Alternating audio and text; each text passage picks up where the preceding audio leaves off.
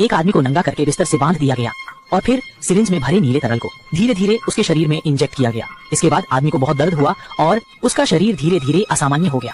थोड़ी देर बाद वह एक कंकाल में बदल गया और फिर उसकी हड्डियां पारदर्शी हो गईं, जिससे वह एक पारदर्शी आदमी बन गया। हालांकि भाई कियांग ने बहुत अधिक ऊर्जा का उपभोग किया था, जिसके कारण वह कोमा में चला गया। ये ओरी बहन ने भाई कियांग के शरीर को धीरे से छुआ और इससे वास्तव में एक नीला विद्युत प्रवाह उत्सर्जित हुआ। लेकिन डेमी रात की ड्यूटी पर थी और भाभी कियांग की हर हरकत पर नजर रख रही थी। उसने बस एक ढाल बना ली। ड्यूटी रूम का दरवाजा अपने आप खुल गया। फिर एक अदृश्य हाथ ने डेमी के बालों के साथ छेड़छाड़ की और धीरे धीरे उसके कपड़े खोल दिए। डेमी अचानक जाग गई और उसने पाया कि उसके कपड़े किसी ने छीन लिए हैं। उसने इसे खोल दिया और फिर भाई कियांग को पुकारा, ये जानने के लिए कि क्या यह भाई कियांग ने किया है, लेकिन उससे कोई जवाब नहीं मिला। फिर डेमी ने निगरानी को देखा और पाया कि भाई कियांग बिस्तर पर नहीं थे। डेमी ने उसे देखने के लिए फिर से मुड़कर देखा। उसी समय भाई कियांग भी बिस्तर पर लौट आए। अगली सुबह डेमी ने अपने सहकर्मियों को बताया कि भाई कियांग ने क्या किया था। भाई कियांग की पूर्व प्रेमिका के रूप में कहे जिनको विश्वास नहीं था कि भाई कियांग ऐसा कुछ करेगा। प्रशांत ने भाई कियांग से बात करने की योजना बनाई, लेकिन डेमी ने उसे रोक दिया क्योंकि भाई कियांग इस प्रयोग का नेता था। यदि आप उसे अपमानित करते हैं तो किसी के पास अच्छा समय नहीं होगा और आपको सिस्टम से बाहर निकाल दिया जा सकता है। इसलिए डेमी केवल आपके गुस्से को निकल सकती है।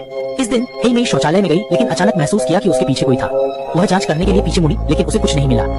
फिर हेई मेई शौचालय में बैठने वाली थी, लेकिन अचानक आवाज सुनाई दी। वह मूत्रालय की जांच करने के लिए मुड़ी, लेकिन वहाँ कोई नहीं था। फिर काली लड़की ने एक गर्म गीला सूट पहना और काम खत्म कर दिया। सौभाग्य से कल हम भाई कियांग को सामान्य बनाने के लिए उसमें रिकवरी एजेंट इंजेक्ट करेंगे। भाई कियांग के शरीर में नारंगीला एल एजेंट की एक ट्यूब इंजेक्ट की गई। फिर एजेंट खून के माध्यम से बहता हुआ भाई कियांग के पूरे शरीर में पहुंच गया और फिर मस्तिष्क में प्रवाहित हुआ। हालांकि भाई कियांग न केवल सामान्य स्थिति में वापस नहीं आया, बल्कि बहुत दर्दनाक भी हो गया। भाई कियांग बहुत खतरनाक हो गया और अपनी जान को खतरे में डालने वाला था। सभी के प्रयासों से भाई कियांग की जिंदगी तबाह हो गई, लेकिन वो ठीक हो गया। जब वो घर लौटा तो उसने गलती से अगली मंजिल पर गोरी रानी को अपने कपड़े उतारते हुए देखा।